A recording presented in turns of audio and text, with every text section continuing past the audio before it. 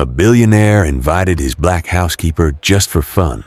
She showed up like a diva and everything. Julian Foster invited Camilla Turner to the Foster Capital anniversary gala, as if he were making a wager, because in a way, that's exactly what it was. The letter arrived on a Friday afternoon. A thick, cream-colored envelope with the company's gold seal embossed on it. A hawk with outstretched wings. The building manager slipped the envelope through the crack in the cleaning closet door, with an expression that combined curiosity with something hard to name, like when someone witnesses something out of place but can't quite put their finger on what it is. It arrived with Mr. Foster's private courier, she said, without looking directly at Camilla. Addressed to you. Personally. Camilla slowly removed her rubber gloves. She opened the envelope. Formal invitation. Black tie. Foster Capital Annual Gala. The Pierre's penthouse. Saturday, 8 p.m. And on the back, in handwriting that seemed trained to look natural, "It would be an honor to have you join us. J. Foster." She stood still for a long moment. The dressing room smelled of cleaning products and cold metal. Outside, Manhattan in November was already dark by 5 in the afternoon. The buildings lit up like blocks of amber against the gray sky.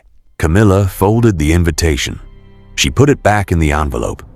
And then she did something that the manager, still standing at the door, couldn't quite make sense of. She smiled. It wasn't the smile of someone who'd just been taken by surprise.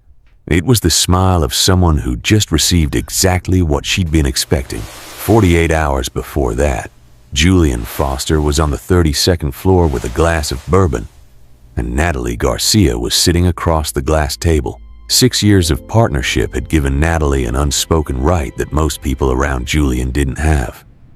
The right to say what he didn't want to hear. She exercised that right often, and sometimes she used it for purposes that weren't exactly to protect him. "Every year it's the same thing," she said, twirling the pen between her fingers. "Same conversations, same faces, same speeches about sustainable growth. Get a different bartender. It's not about the drinks, Julian." She stood up and walked to the window. Down below, in the building's glass-enclosed lobby, a woman in a dark green jumpsuit was pushing a cleaning cart down the hallway. Natalie tapped the glass lightly with her fingertip. "Do you know her name?" Julian looked down. He frowned slightly. "No. She's been cleaning this building for 8 months. Every morning, Monday through Friday." A calculated pause. "Invite her to the gala." Silence. "Why?" he said. Imagine the scene. Natalie's smile had sharp edges. She'll show up not knowing what to wear, not understanding where she is. The others will notice right away. It'll be, she chose her words carefully, memorable. Julian was silent for a few seconds. Then he gave a short laugh, more of an exhalation than a guffaw. "You're terrible. I'm practical." He said nothing more. The next day, the envelope was already ready. What neither of them asked, because neither of them thought it necessary, was simple. Who, in fact, was that woman? There was a reason for that smile in the dressing room. There was a reason she accepted without hesitation, and those reasons would take the whole night to reveal themselves. If you're sensing that this story is much more than it seemed, you're right. And if you haven't subscribed to the channel yet, now is the time. On Saturday night, Camilla Turner arrived at the Pierre at 9 o'clock, sharp. Not at 8, as the invitation indicated. At 9. The 1-hour difference wasn't an oversight. It was by design. She knew that at 8 the ballroom was still settling. Conversations warming up, attention scattered, the atmosphere still lacking its own rhythm. By 9, everything had a pulse, and an entrance at that moment would be felt in a completely different way. The dress was black, structured at the shoulders with a side slit that defied the fabric's geometry. The earrings, large and golden, caught the light from the lobby chandelier as if they were part of the venue's architecture. She walked without haste, head held high. without a trace of the hesitation that usually accompanies someone entering a setting where they are not expected. The security guard at the entrance looked at her, then at the list, then at her again. Camilla Turner, she said before he could ask. He found the name, cleared the way, and as she walked up the staircase toward the main hall, a silence swept through the entrance. Not a complete silence, but that collective, involuntary pause that occurs when something disrupts the rhythm of a space. 3 people stopped the conversations they were having. One of them stared for what seemed like an unusually long time. That person was a white-haired man, around 70 years old, who was standing near the entrance talking to 2 other men in dark suits. When Camilla passed by, he lifted his head abruptly. He stood still. He watched for 4 or 5 seconds, longer than would be natural for someone seeing a stranger. There was an expression on his face that was not mere curiosity. It was something deeper than that. He said something in a low voice to the men beside him. They didn't seem to understand.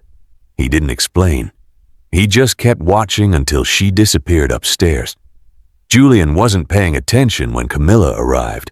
He was in the center of the room with 3 real estate executives, doing what he excelled at in events like this, listening just enough to seem present without actually processing anything. It was his second bourbon. The conversation predictable. It was Natalie who saw her first. She was near the bar when the murmur began. That specific kind of murmur that forms when people don't explicitly agree on what they're seeing, but they all realize at the same time that something has changed. Natalie turned toward the staircase, and she stood still. Not for a second, for several. The woman descending toward the ballroom bore no resemblance to the scene Natalie had imagined 2 days earlier. There was no discomfort in her posture. There was none of that lost look of someone who doesn't know where to put their hands in a setting like this. In place of all that, there was something that took Natalie a moment to name. Presence, the kind that can't be taught or imitated. Natalie grabbed her phone. She texted Julian, "She's here. Come see." Julian crossed the hall with that measured stride of someone who doesn't want to appear to be in a hurry. When he saw Camilla, he stopped. Not in a dramatic way. He simply stopped. She was talking to the events art curator, a woman Julian had known for years, intelligent and hard to impress. The curator's face was tilted slightly forward with the posture of someone genuinely absorbed in a conversation. Camilla was laughing at something that had been said, with a laugh that asked for no permission. Spontaneous, yet with an underlying structure that Julian was beginning to notice. He watched longer than he had planned. There was something about that scene that didn't fit. Not in a negative sense, in a literal sense. That woman didn't fit the image he had formed in his mind of her over the past 8 months. In fact, almost no image had been formed at all. Till Friday, she had been a background presence, the sound of the cart in the hallway, the smell of cleaning supplies on Monday mornings. Now she was at the center of a conversation in a $100 million ballroom, as if it were the most natural setting in the world. Who is this woman? The question arose without warning, and he wasn't quite sure what to do with questions like that. Camilla, for her part, had spotted him the moment she entered the hall. She didn't show it. She knew where Julian usually stood at events like this. She'd observed the pattern over 8 months, during the rare moments when he crossed the building's lobby without paying attention to anything around him. He was the kind of man who occupied the center of rooms out of habit, not by effort. What he didn't know was what she was carrying. Inside the black clutch with a gold clasp, small, discreet, almost invisible, was a document folded into 3 parts, with signatures, stamps, and a clause that would completely change what Julian Foster thought he knew about the most important deal of his career. But it wasn't time yet. There were things that needed to happen first. The white-haired man approached Camilla with the precision of someone who has a clear objective but doesn't want it to show. He waited for the moment when she was alone, briefly between one conversation and another, and crossed the room with that calm stride of someone accustomed to moving through such environments without making waves. When he reached her, he stood still for an instant, as if he were still gauging what he was going to say. "Camilla," he said finally. "Just the name. No last name, no title, no preamble." She turned. When she recognized the face, something flashed across her expression. Quickly, almost invisibly, like a shadow crossing a window. It wasn't weakness. It was the emotional equivalent of a deep breath someone takes when they can finally let go of what they've been holding on to for far too long. "Edward." Her voice, steady. "Are you okay? I've been asking myself that same question about you for 3 years. He took her hands in both of his, the gesture of someone who's been through enough difficult situations to know that sometimes it's the only right thing to do. "What are you doing here?" "I was invited." He looked at her for a long moment, and then, in a voice that was almost a whisper, he said, "My God, you already know, don't you?"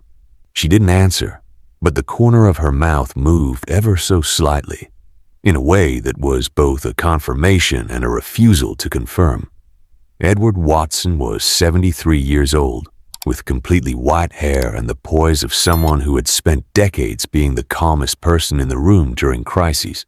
He had been president of the American Fashion Council for 11 years, the central figure in an industry that few took seriously enough until the numbers came out. He had known Camilla since 2013. He had followed the rise of Rhodes and Turner closely, and he had been one of the first to say in private when the scandal broke in 2021 that the headlines were wrong about her. But saying it in private and saying it in public are two completely different matters. Edward slowly released her hands. He looked around, taking in the room, and then, in a gesture that turned the evening upside down, he turned to the man on his left, Richard Cole, chairman of the Cole Luxury Group, one of the largest high-end retail conglomerates in the United States, with operations in 17 countries. "Richard," Edward said with the ease of someone introducing two old acquaintances, "do you remember Camilla Turner Rhodes?" Richard Cole looked at Camilla. He paused. "My God." The words came out almost as a whisper. "I heard you had—" He didn't finish the sentence, realizing halfway through that he didn't know how to finish it without sounding clumsy. "Disappeared?" Camilla said, without a trace of coldness. "Yes. For a while.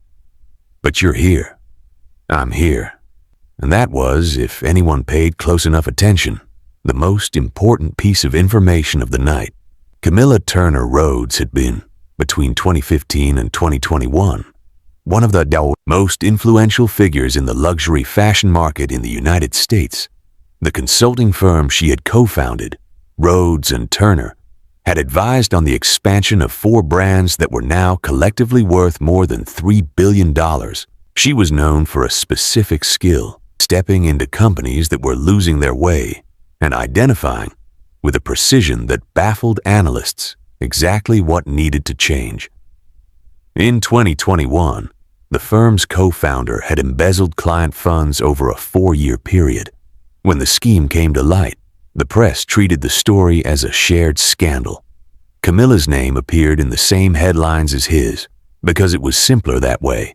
Subsequent investigations completely exonerated her, but legal exoneration and public exoneration are not the same thing. They never are.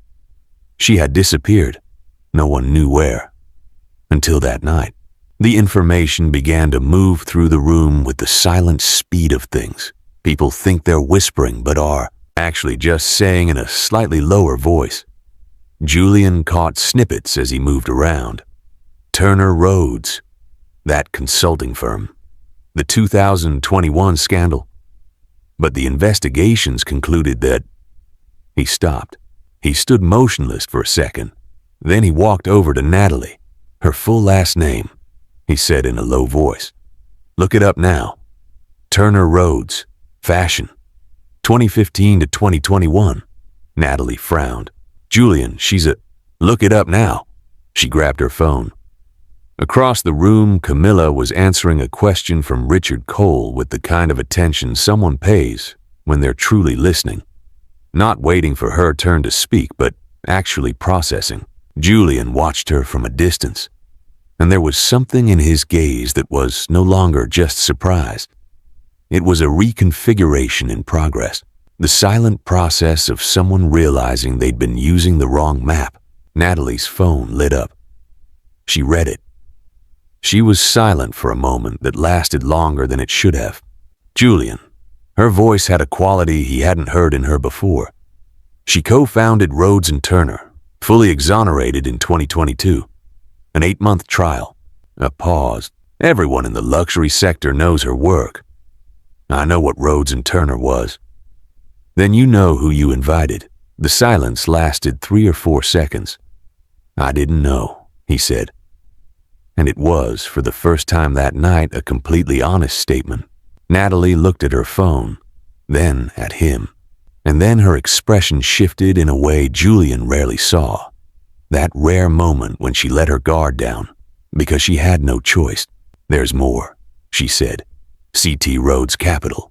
Julian froze when Natalie said that. They were the initials his lawyers had found months ago. The name of the trust registered in Geneva that held the majority stake in the Meridian Group. The trust that didn't respond to any approach. That had no identifiable owner's name. That had stalled the biggest deal of Julian's career for 18 straight months. CT Camilla Turner. Rhodes. The surname she had carried when she still had a public name. 51%. Natalie said in the voice of someone reading a report she'd rather not be reading. She is the controlling shareholder of the Meridian Group. She is the reason your lawyers haven't been able to close this deal for 1.5 years. The hall continued all around them. The orchestra, the conversations, the soft, constant hum of 100 people in a space that smelled of old money and new ambition. Everything exactly as before. But the dynamics of it all had changed completely. Julian looked at Camilla across the room. She was laughing at something Richard Cole had said. Completely at ease. She knows, he said, not as a question. She clearly knows everything, Natalie confirmed. And she accepted the invitation anyway. Pause. She accepted the invitation anyway, Natalie repeated slowly. The silence between them had a different weight now. It wasn't the silence of awkwardness. It was the silence of 2 people who had just realized there was a third player at the table, far ahead in the game than either of them had imagined possible. Julian crossed the hall carefully. He reached Camilla just as Edward Watson was walking away, with a timing that Julian realized later was probably no coincidence. She saw him approaching. She didn't back away. She didn't tense up. She just waited, with the composure of someone who has all the time in the world and knows it. Can we talk? He said. We're talking. In private, she sized him up for a second. Then she nodded slightly and the 2 of them headed toward the side balcony, narrower, with the Manhattan skyline behind them and the muffled sound of the orchestra drifting through the glass. Julian was silent for a few moments, which was unusual. He always knew where to start. I need to apologize, he said. Finally, Camilla tilted her head slightly. For what? Specifically, the invitation wasn't made with the intention it should have been. I know what the intention was. Her voice was calm, without anger, which was, in a way, harder to take than anger would have been. Natalie Garcia suggested my name as entertainment. You thought it funny enough to send the envelope. A pause. You don't need to confirm it. I just needed you to know that I know. The silence that followed was the kind that settles over people before something changes irreversibly. How long have you been working in my building? Julian asked. 8 months. Knowing who I was, knowing who you were, and tracking the attempts to acquire Meridian for 15 months before that. He said nothing. Your law firm is good, she continued in the neutral tone of a technical assessment. But the trust was structured in a way they couldn't get through without my cooperation, which means you've been banging on a door I've been holding shut for 18 months. Why? Camilla looked out at the skyline for a moment. Manhattan at night, lit up and indifferent, incapable of being impressed by anything happening within its halls. When she turned her gaze back to him, there was something Julian hadn't expected to find there. Genuine patience. Because before deciding whether I wanted to do business with someone, she said, I needed to understand what kind of person that someone was. A pause. Today's invitation gave me the answer I needed. She opened her clutch. She took out the document folded into 3 parts. Letterhead, signatures, notary stamp. She handed it to him. Here's what I'm proposing. It's not a sale. It's a partnership with shared control. You bring in capital and distribution infrastructure. I retain strategic direction of the brands. She paused. Your lawyers will want to review it. The terms are fair. I made sure of that before I arrived. Julian looked at the document, then at her. Why would you do this? After what happened tonight? Because what happened tonight was stupid. No sugarcoating. And stupidity isn't a business crime. It's a character flaw you'll have to work on yourself. One last pause. The deal makes sense regardless of that. I don't mix the two. She went back inside.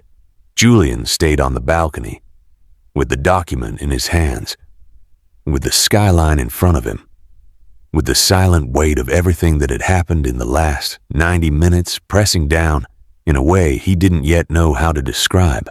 It was shame, but it was also something else. That specific sensation of someone who sees, for the first time, the exact magnitude of what was right in front of them and hadn't seen it before. There was a story Camilla Turner had never told publicly, not out of shame, but because some stories, when revealed too soon, lose their shape before they become real. In 2021, when her name began appearing in the same headlines as her former partners, she was in Lisbon, in a meeting with a European client. She found out over the phone at 6 a.m, local time. Her press officer called saying only, "You need to see what's coming out right now." It was the kind of sentence that needed no explanation. Camilla spent the next 6 months with a team of lawyers that cost more than most people accumulate in a lifetime. The investigation was meticulous, the acquittal complete, but she had learned in that process a distinction that legal vocabulary does not teach. Legal acquittal and public acquittal are not the same thing. They never are. What she decided to do after that, almost no one saw. The trust in Geneva was established 3 months after the acquittal, with funds that her former partner had never been able to locate, because they were in accounts that only she controlled, set up before the partnership existed, when she still believed in prudence as a habit rather than a necessity. With that capital, she began buying stakes, in silence, with no visible name attached to anything, without public statements, without reappearing. The Meridian Group was the most time-consuming acquisition, and the most deliberate. She knew those brands. She had advised 2 of them years earlier, when the consulting firm still bore her name on its facade. She knew where the structural problems lay that the numbers were slow to reveal. She knew what was valuable and what was just market noise. The cleaning work at the Foster Capital building had begun out of practical necessity. She needed off-the-books income while the trust's investments weren't yet generating enough return. But when that return arrived and money was no longer the problem, she stayed. She stayed because there was something about that invisibility for which she could find no easy substitute. She overheard things, not through eavesdropping, simply because people rarely filter what they say in front of someone mopping the floor next to them. In 8 months, she learned from a conversation on the 28th floor that Julian's lawyers had found the trust's name but couldn't identify the owner. She learned that the acquisition deadline was running out. She learned that Julian was beginning to consider less advantageous alternatives, And she learned, one Friday afternoon, that a cream-colored envelope with her name on it was being prepared on the 32nd floor as a grand joke. It was at that moment that she decided the waiting was over. The next morning, Natalie Garcia arrived early at the office. Julian was at his desk when she walked in, Camilla's document in front of him. He hadn't gone home, or he had gone and returned before dawn, which amounted to the same thing. Natalie sat down without being invited, and before he could speak, she said, "I was the one who suggested it. That's a fact that won't change no matter how you try to shift the blame." She placed her hands on the desk. "But the agreement, are you going to sign it?" "The lawyers reviewed it through the night," he said. "They said the terms are unusually fair for a position where she had all the power to dictate terms." Natalie was silent for a moment. "What does that say about her?" Julian looked at the document. "That she wasn't after an advantage. Then what was she after?" He thought for a few seconds. "An answer. She said so. She needed to understand who she was negotiating with." Natalie looked out the window. Outside, Manhattan was beginning another morning with that mechanical, constant energy that never seems to have stopped. And the answer she got nearly destroyed the deal. Almost. But it didn't. It didn't. There was something heavy in that silence. Not between the two of them, but within each of them separately. The kind of weight that doesn't disappear after the conversation. That needs to be carried for a while before taking a form that fits somewhere. Natalie stood up. At the door, without turning around, she said, "She's better than the two of us put together." A pause. "It's not easy for me to admit that." And she left. Camilla Turner signed the agreement 4 days later in a midtown office that smelled of new leather and fresh coffee. She arrived alone. She sat down, read every page carefully, not because there was anything her lawyers hadn't reviewed, but because it was her habit. It always had been. After signing, she stood for a moment looking out the windows facing 6th Avenue, the pedestrians below moving with that horizontal urgency characteristic of Manhattan, each with a destination that made sense only to themselves. There was one thing that 3 years of invisibility had taught her. Something not found in any business manual that no consulting firm would sell as a methodology, and that had no fancy technical name. The power that people choose to ignore in you is the only kind that truly surprises. She left the office, crossed 6th Avenue, and entered a corner cafe with no famous name and no line at the door. She ordered a coffee. She sat facing the window without a cell phone, without an agenda, without an urgent next step. It was a Tuesday morning in November, cold, gray, ordinary, and she was exactly where she wanted to be. It had been a long journey, longer than she had planned, quieter than she had imagined necessary, and lonelier than anyone should have to endure. But she had arrived, the way she chose, in the time she chose, in a way no one had seen coming. Some victories don't call for applause. They just ask that you acknowledge them in silence, take a sip of coffee, and move on. Camilla Turner did exactly that. If this story touched you in a way you didn't expect, about dignity that isn't borrowed, about patience that is also strategy, about what happens when someone decides that being invisible is a choice and not a defeat, then you already know the kind of stories this channel brings every week.